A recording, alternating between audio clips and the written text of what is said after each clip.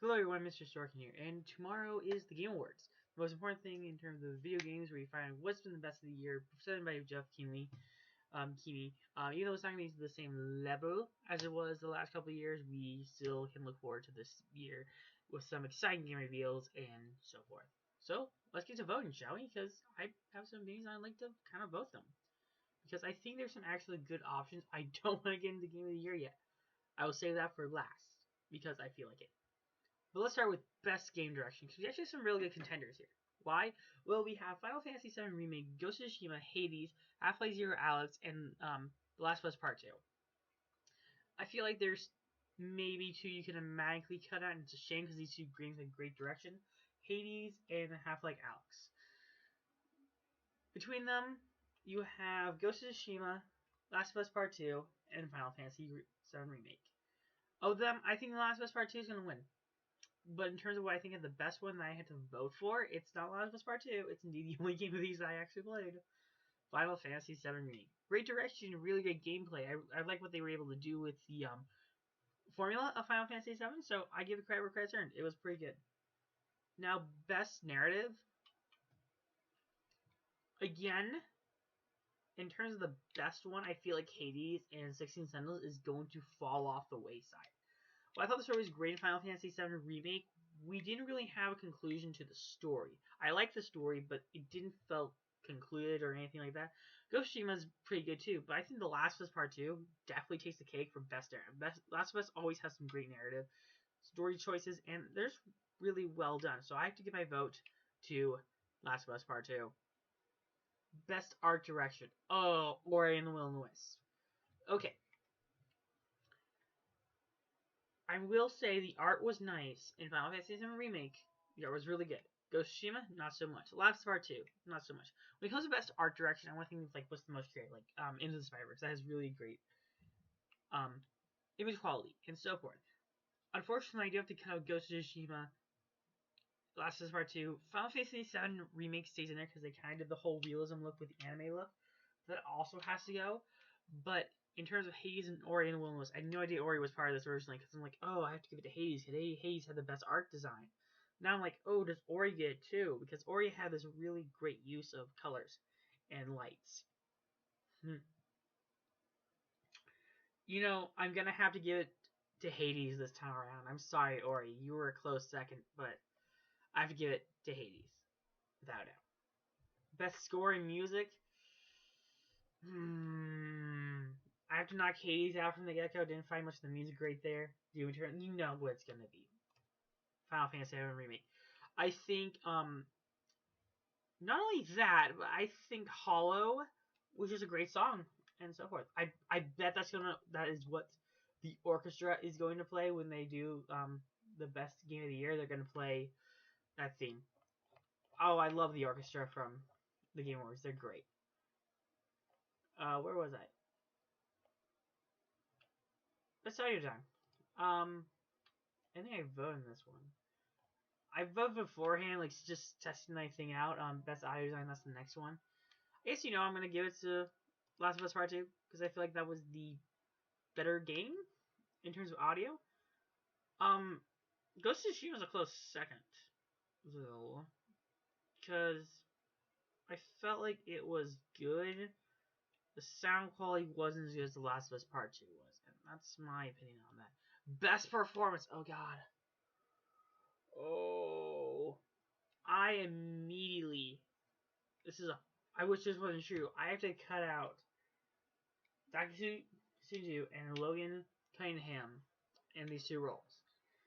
Because I generally thought the acting was great in Miles Morales. The cutscenes I've seen, the actor does a great job.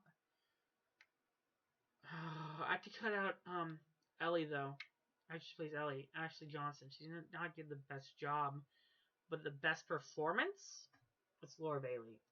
Without doubt. I have to give credit to Lucina. She is a great voice actress, and I think she did a great job with that role.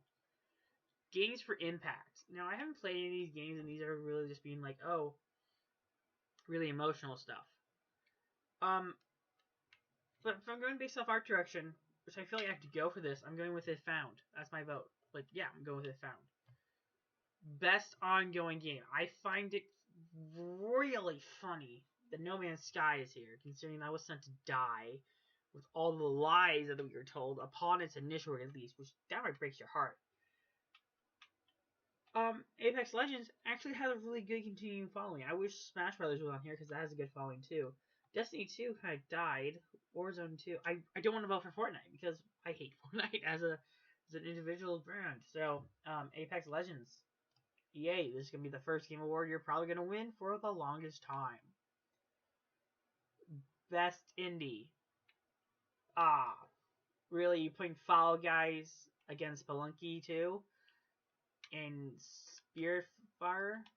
And Guardian? I'm sorry, but compared to those things, Spelunky 2, Spiritfarer, Guardian just falls out. I want to give this to Hades, but I want to give it to also something that just really just blew up in 2020. And that goes to Fall Guys. Fall Guys is really impressive for an indie game. Best mobile game. Oh god, Pokemon Cafe Mix is here. Wow. I've never been so sad to see Pokemon on a Game of the Year list nominations.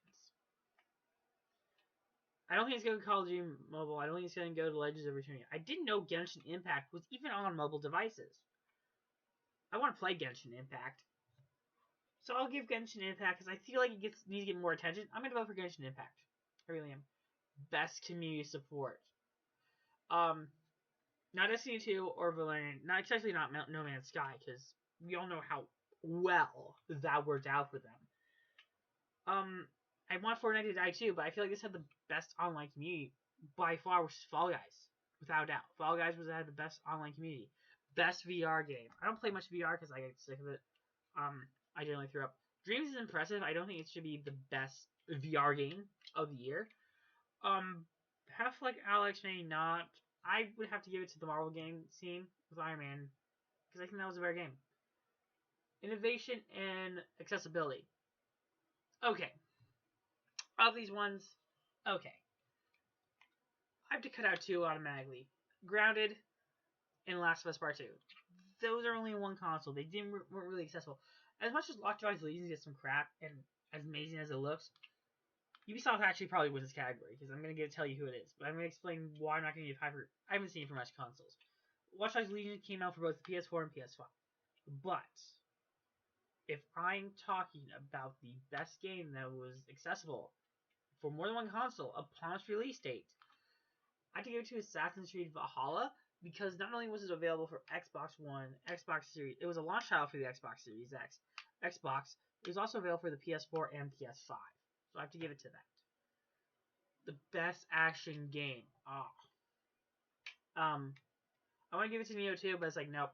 I have to give it to Hades. Without a doubt, Hades gets it. Best action adventure game. Jedi Fallen Order is on here, even though it's been a year since it came out. I feel like because this team was snubbed, and it's the same team of Insomniac, that were just snubbed during last year with Spider-Man, which was a great PS4 game.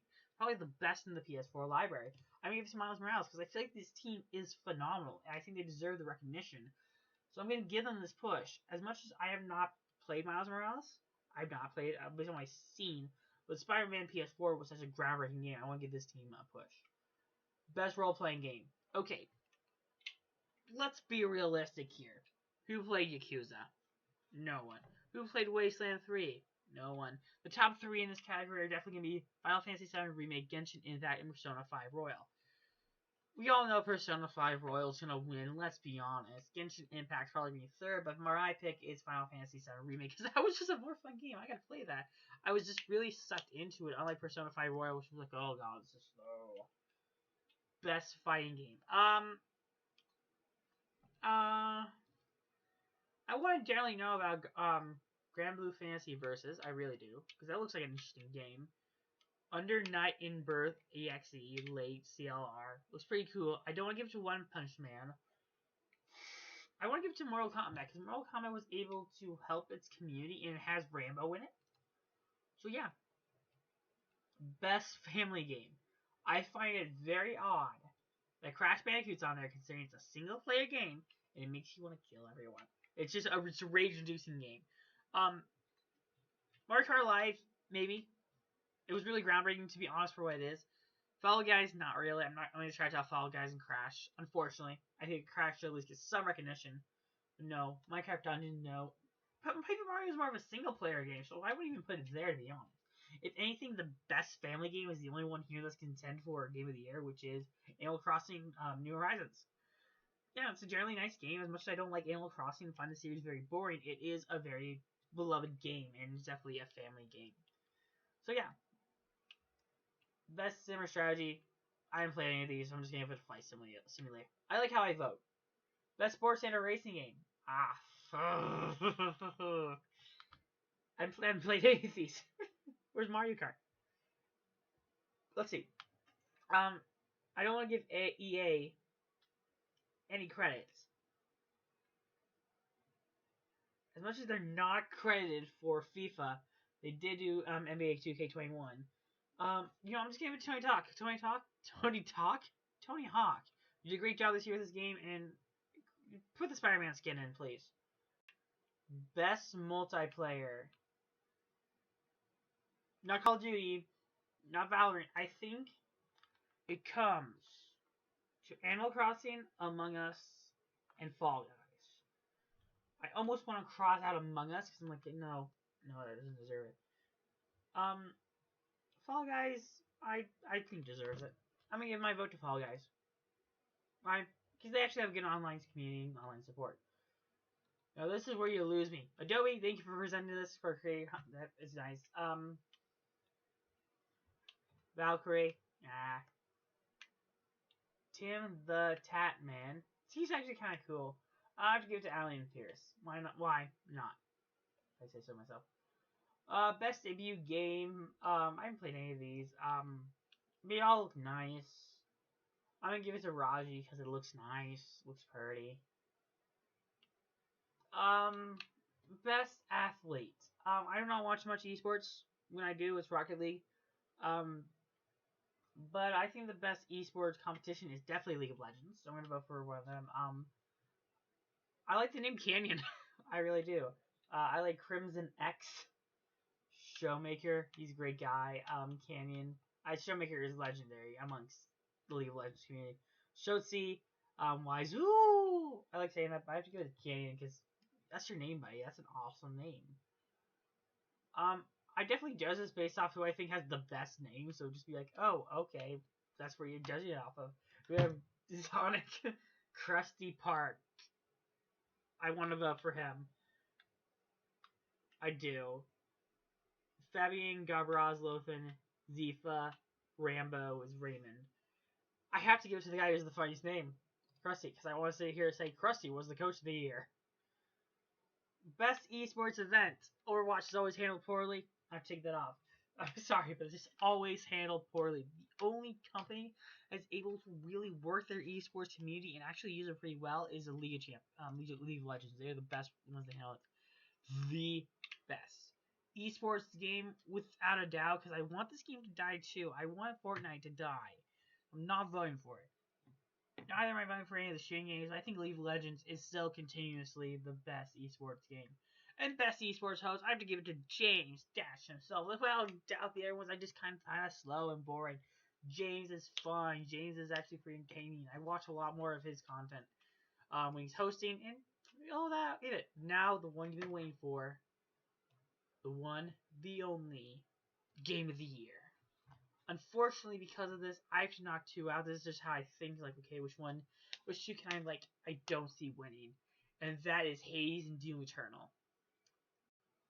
Heck, those are the main two I think are not going to win whatsoever. So I cross them out. Not because I don't like them. I think they're great games. I just think they have a small chance in hell.